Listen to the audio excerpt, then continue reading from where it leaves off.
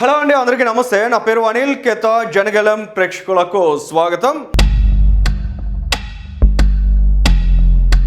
ఎక్కడైనా దుర్మార్గులు ఊరకే పుట్టుకురారు అనే విషయాన్ని ఖచ్చితంగా ఇవాళ మనం ఆంధ్ర రాష్ట్రంలో కూటమి ప్రభుత్వం అనుసరిస్తున్న వైఖరి ద్వారా చాలా స్పష్టంగా అర్థం చేసుకోవచ్చు అండి. ఆంధ్ర రాష్ట్ర ప్రజానీకం ఆ రోజుల్లో చంద్రబాబు నాయుడు గారు చెప్పినట్లు నిజంగా జగన్మోహన్ రెడ్డికి ఏ మాత్రం సీట్స్ ఇవ్వకుండా ఆయన్ని ఘోరంగా ఓడించినట్లయితే ఖచ్చితంగా వైఎస్ఆర్ కాంగ్రెస్ పార్టీని తీసుకుపోయి బంగాళాఖాతంలో చంద్రబాబు నాయుడు గారు కలిపేస్తారని ఆశించారండి. కానీ ఒకసారి అధికారంలోకి వచ్చిన తర్వాత జగన్మోహన్ రెడ్డి ఆ రోజుల్లో చేసినటువంటి అన్యాయాలు, దౌర్జన్యాలు, దాష్టికాలు వాటి మీద చాలా కఠినతరమైనటువంటి ఆలోచనలతో కూటమి ప్రభుత్వం ముందుకు వెళ్తుంది.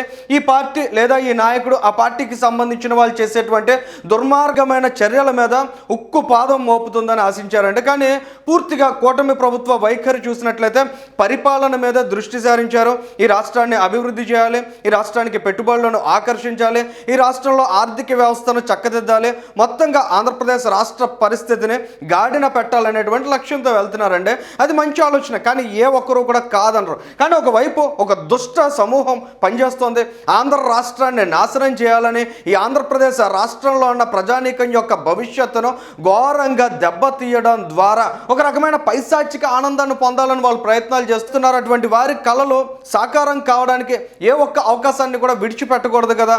కానీ కూటమి ప్రభుత్వం అడుగు అడుగునా కూడా చూసి చూడనట్లు వ్యవహరిస్తూ వీళ్ళు చేస్తున్నటువంటి అనేక అన్యాయమైనటువంటి ఆరోపణలు కావచ్చు, విమర్శలు కావచ్చు, దాడులు కావచ్చు, భౌతిక దాడులు కావచ్చు, లేదా మాటలతో చేస్తున్నటువంటి దాడులు కావచ్చు, వాటన్నిటినీ సహిస్తూ వస్తుందండి. ఇవాళ అది ఏ స్థాయికి మితిమీరిపోయిందంటే తిరుమల లడ్డు నెయ్యి కల్తీ వ్యవహారానికి సంబంధించి చంద్రబాబు నాయుడు గారి కుటుంబ సభ్యులు నిర్వహిస్తున్నటువంటి హెరిటేజ్ ఫుడ్స్ని టార్గెట్ చేసి జగన్మోహన్ రెడ్డి, ఆయన పత్రిక సాక్షి, ఆయన సోషల్ మీడియా, ఆయన పార్టీకి ఉన్నటువంటి సైకో మోటాలు కూడా ఇవాళ దారుణమైన ప్రచారం చేస్తున్నారు. అది దుష్ప్రచారం అనేది చాలా స్పష్టంగా అర్థమవుతున్నప్పటికీ కూడా జగన్మోహన్ రెడ్డి తనను బలంగా విశ్వసించేటువంటి మోక ఎవరైతే ఉన్నారో వాళ్ళతో ఇటువంటి అవాస్తవాలని బలంగా నమ్మించాలని ప్రయత్నం చేస్తున్నాడు. తద్వారా చంద్రబాబు నాయుడు గారి కుటుంబానికి ఆర్థికంగా ఒక బలమైన ఎసెట్గా ఉన్నటువంటి హెరిటేజ్ను దెబ్బతీయాలనేటువంటి ఆలోచనతో జగన్మోహన్ రెడ్డి ఉన్నారండి. జగన్మోహన్ రెడ్డి గారు ఇవాళే కాదు, ఆ రోజుల్లో ఆయన అధికారంలో ఉన్నప్పుడు కూడా ఒకసారి గమనించినట్లయితే అది జనసేన పార్టీ కావచ్చు, లేదా తెలుగుదేశం పార్టీ కావచ్చు, ఏ పార్టీకి సంబంధించిన నాయకులైనా జగన్మోహన్ రెడ్డి గారికి, ఆయన పార్టీకి వ్యతిరేకంగా ఉన్నట్లయితే వారి ఆర్థిక మూలాలను దెబ్బతీయడం మీద దృష్టి సారించేవారు. అందులో భాగంగానే వాళ్ళ ఆస్తులు ధ్వంసం చేసేవారు, అందులో భాగంగానే వారి వ్యాపార కార్యకలాపాలను దెబ్బతీసేవారు. అటువంటి దుర్మార్గమైన ఆలోచనలు ఆ రోజుల్లో జగన్మోహన్ రెడ్డి గారు అనేకం చేసేవారండి. ఏదేమైనా ఇవాళ హెరిటేజ్ ఫుడ్స్కి సంబంధించి జగన్మోహన్ రెడ్డి చేస్తున్నటువంటి ఆయన ఏదైతే ఒక దుష్ప్రచారాన్ని ముఖ్యంగా చంద్రబాబు నాయుడు గారు టార్గెట్గా చేయాలని భావిస్తున్నారో దానికి సంబంధించి ముఖ్యమంత్రి గారు వాళ్ళ ఫ్లోర్ ఆఫ్ ద హౌస్ మాట్లాడారండి అసెంబ్లీలో. ఒకసారి చంద్రబాబు నాయుడు గారు మాట్లాడిన మాటలు కూడా వినండి. ఇప్పుడు హెరిటేజ్కి ఏం సంబంధం నాకైతే అర్థం కావడం. వాళ్ళు ఎప్పటికప్పుడు ఇస్తున్నాను. నేను ఎప్పుడూ చెప్పేవాడిని, మేము రాజకీయాల్లో ఉన్నాం, మీరు వ్యాపారంలో ఉన్నారు. ఒకవేళ కరెంటు కూడా అక్కడక్కడ మీరు గుర్తుపెట్టుకోండి, వాళ్ళే వచ్చి అవి డైరెక్ట్గా లైన్ ఇచ్చి ఇల్లీగల్ కరెంట్ వాడుతున్నారు మేము మీద పెట్టే పరిస్థితి వస్తుంది. ఒకసారి మేము మేనేజర్కి చెప్పి చెక్ చేసుకోమని చెప్పే పరిస్థితికి వచ్చాం.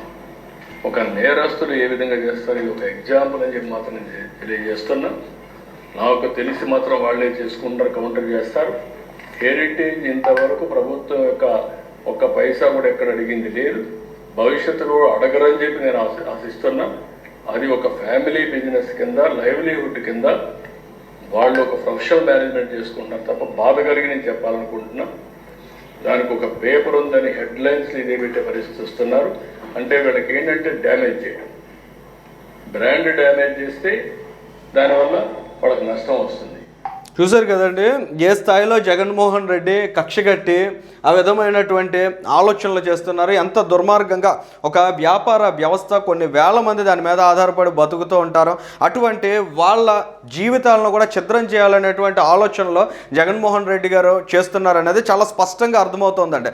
గతంలో కూడా చూసాం, ఒక రకమైన పైశాచిక ఆనందం చాలా వ్యవస్థలను దెబ్బతీసి ఆ వ్యవస్థలో ఉన్నటువంటి ఉద్యోగులు రోడ్డు మీద పడినట్లయితే జగన్మోహన్ రెడ్డి గారు దాని నుంచి ఒక గొప్ప ఆనందాన్ని పొందుతున్నటువంటి చేసినటువంటి సందర్భాలు అనేకం చూసామంటే ఆ కోవలోనే ఇవాళ కూడా ఆలోచిస్తున్నారు. కానీ చాలా బలంగా హెరిటేజ్కి సంబంధించి వాళ్ళు ఖండించారు, దానికి సంబంధించి వివరణ ఇచ్చే ప్రయత్నాన్ని కూడా చేశారు. అసలు ఇక్కడ ఒక పాయింట్ మనం అబ్జర్వ్ చేసినట్లయితే అసలు చుక్క పాలు కూడా సేకరించకుండా ఒక డైరీ నెయ్యిని సరఫరా చేస్తే 5 ఏళ్ల పాటు జగన్మోహన్ రెడ్డి కళ్ళు మూసుకొని మరి ఏ విధంగా అటువంటి దారుణమైన చర్య జరుగుతుంటే దాన్ని అంగీకరించగలిగాడు, దాన్ని చూస్తూ ఊరుకున్నాడు, మొక్కుబడిగా ఆ రోజుల్లో ఆయన వ్యవహరించాడు.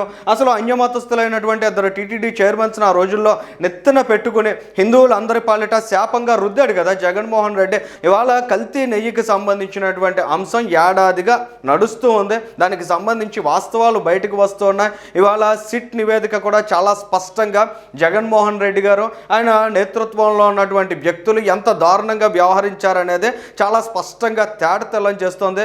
అటువంటి సందర్భంలో ఈ విధంగా చంద్రబాబు నాయుడు గారికి ఆయన కుటుంబానికి లింక్ చేసే విధంగా ఒక దారుణమైనటువంటి కుట్రపూరితమైన దుష్ప్రచారాన్ని అయితే జగన్మోహన్ రెడ్డి గారు చేయాలని ప్రయత్నం చేస్తున్నారంటే ఆ రోజుల్లో బాబాయిని లేపేసి ఏ విధంగా గొడ్డలు తీసుకెళ్లి చంద్రబాబు నాయుడు గారి చేతుల్లో పెట్టారు, ఎంత సక్సెస్ఫుల్గా ఆంధ్రప్రదేశ్ రాష్ట్ర ప్రజానీకం అంతా కూడా దానికి తలాడించే విధంగా జగన్మోహన్ రెడ్డి గారు మ్యానిపులేట్ చేశారనేది ఒక్కసారి ఈ రాష్ట్ర ప్రజానీకం గుర్తు చేసుకున్నట్లయితే జగన్మోహన్ రెడ్డి గారి ఆలోచనలో నానాటికి ఎంత క్రూరంగా తయారవుతున్నాయనేది చాలా క్లియర్ కట్గా తెలుస్తుందంటే ఆ పార్టీకి సంబంధించిన వాళ్ళు కూడా చాలా నీచమైనటువంటి భాష. ఇవాళ తిరుమల తిరుపతి దేవస్థానానికి సంబంధించినటువంటి ఒక అంశం, దాని పవిత్రతకు సంబంధించినటువంటి అంశం, చాలా బాధ్యతగా దాని మీద రెస్పాండ్ అవ్వాలి. కానీ వాళ్ళు వాడుతున్నటువంటి భాష, దాని మీద వాళ్ళు ప్రయోగిస్తున్నటువంటి ఎగ్జాంపుల్స్ చూసినట్లయితే చాలా బాధాకరంగా అనిపిస్తుందంటే దాన్ని ఒకసారి మీకు వినిపించి మీ దృష్టికి తీసుకువచ్చేటువంటి ప్రయత్నాన్ని కూడా చేయట్లేదంటే ఎంత నీచంగా దిగజారి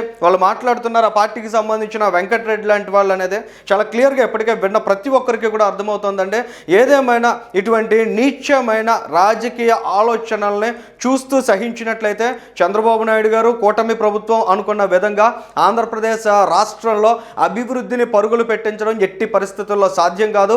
ఈ ఆంధ్రప్రదేశ్ రాష్ట్రాన్ని విశ్వసించి పెట్టుబడులు వస్తాయని భావించడం కూడా ఏమాత్రం విశ్వసించలేని అంశంగా కనిపిస్తోంది. ఎందుకంటే జగన్మోహన్ రెడ్డి లాంటి ఒక పెద్ద భూతం ఇవాళ ఆంధ్రప్రదేశ్ రాష్ట్రంలో ఎవరు పెట్టుబడి పెట్టాలన్నా, ఆంధ్రప్రదేశ్ రాష్ట్రంలో వ్యాపారం చేయాలన్నా ఆ భూతాన్ని చూసి భయపడేటువంటి సిచ్యువేషన్ ఉంది. కాబట్టి ఖచ్చితంగా కూటమి ప్రభుత్వం వాళ్ళు చేస్తున్నటువంటి దుర్మార్గమైన రాజకీయ ఆలోచనలనే అణచి వేయకపోతే వీళ్ళు అనుకున్నటువంటి ప్రగతి, వీళ్ళు అనుకున్నటువంటి అభివృద్ధి ఏమాత్రం సాధ్యం కాదనే విషయాన్ని, వాస్తవాన్ని ఖచ్చితంగా అంగీకరించాల్సినటువంటి సిచ్యువేషన్ ఉంది. ఈ వీడియోకి సంబంధించి మీ అభిప్రాయాన్ని కూడా కామెంట్ చేయండి. Thank you.